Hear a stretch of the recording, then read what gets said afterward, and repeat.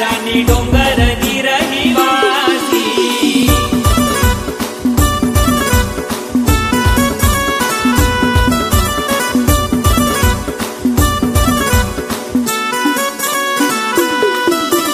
सळसळ करती पण काय करती सळसळ करती पण काय करती गवताची नागिन निळ्या गवताची नागिन